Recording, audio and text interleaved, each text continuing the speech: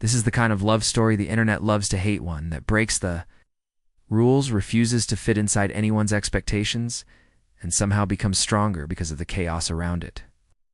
Picture this: a 25-year-old woman named Stephanie, loud, honest, full of fire, and absolutely uninterested in blending in, falling headfirst in love with a man nearly 3 times her age. His name is Don, 70 years old, soft-spoken, calm, gentle.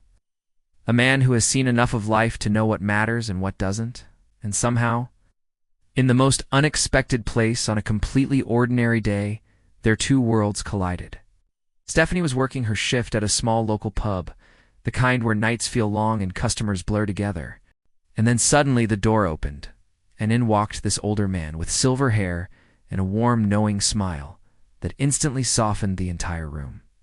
She didn't understand the feeling at the time, but she remembers it vividly. Her stomach flipped, her heart stuttered. Something about him felt familiar, safe, magnetic. It didn't make sense he was so much older, old enough to be her father, old enough to be her grandfather, and yet her heart reacted before her mind could protest.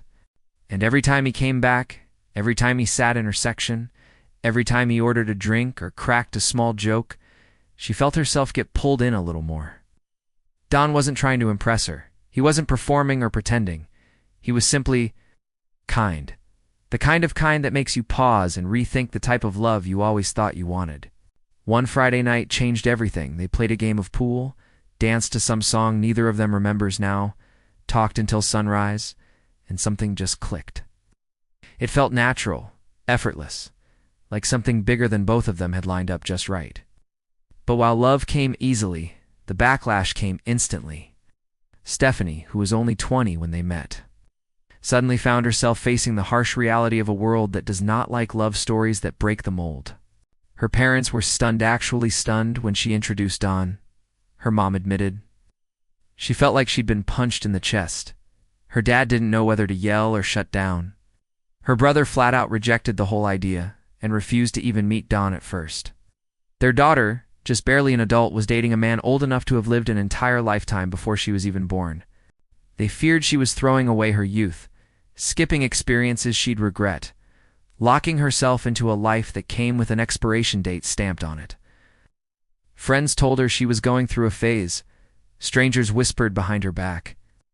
People online, without knowing anything about her, called her a victim, a gold digger, a girl manipulated by an old man with bad intentions. Everyone had an opinion. Everyone claimed they knew the truth better than she did, but Stephanie didn't fold. She didn't run, didn't hide, didn't let the noise drown the feeling that told her she had found someone who understood her in a way people her own age never had. And the truth, something people online refused to believe, is that Don never tried to control her. He never isolated her, never pushed her into anything. What he did was simple.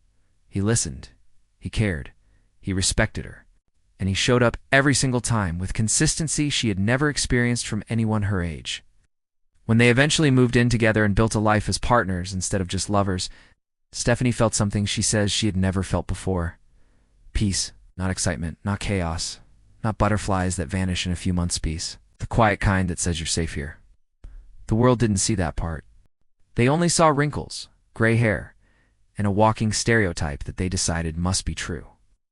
Fast forward 5 years, and the couple is married with a 2-year-old son named Lachlanna, a little boy who doesn't care about age, judgment, or opinions. He just knows he has 2 parents who love him. Their families, once doubtful, slowly warmed up after witnessing how real the bond was. Stephanie's mom finally admitted that meeting Don and seeing the way he treated her daughter softened everything she once feared. But even with family support growing, the outside world hasn't always been kind. When Don takes their son out for a walk, strangers instantly assume he's the grandfather. Sometimes they comment out loud, "Ah, Grandpa's babysitting today." Don usually just smiles and lets it go. Stephanie, on the other hand, refuses to let strangers define her life. She grabbed Don's hand tighter, stare right back at anyone judging them, and dare them to say something. And sometimes they do. She's been called a gold digger more times than she can count. People accuse her of being after a life insurance check, even though she works full-time and lives in a house her dad gave her. They accuse Don of grooming her, even though she was an independent adult when they met. even though he loves her with a softness that young men rarely understand. Her favorite response is sarcasm. Yeah, totally. In my evil plan. Date a 70-year-old man who brings me flowers, leaves sticky love notes on my mirror, fills my gas tank, rubs my feet after work, and treats me like gold. What a nightmare, right? But behind the jokes, there's a shadow that hangs over both of them. Time. Don has lost friends over the years, men his age passing away one by one, reminding him that life does not stretch endlessly in front of him the way it does for Stephanie. She knows it too. She jokes with him, "Don't you dare die in your sleep. I'll be so mad." But everyone knows that humor is just the mask we use to hide the fear of losing something precious. Yet despite the reality that their time together might be shorter than most couples, they refuse to let fear rob them of joy. They focus on their son, their home, their laughter, the ordinary days that feel extraordinary because the world once told them they weren't allowed to have them. And maybe that's why they love so unapologetically, because when the world tells you your relationship is wrong, every day you choose each other becomes an act of rebellion. They don't try to prove anything anymore. Don believes the best response to hate is simply living a good life. We don't need to show anyone, he says. We just raise our son, love each other, and let our life speak for itself. Stephanie agrees. She says hiding their relationship would feel like admitting they did something wrong, and she refuses to let judgment make her shrink.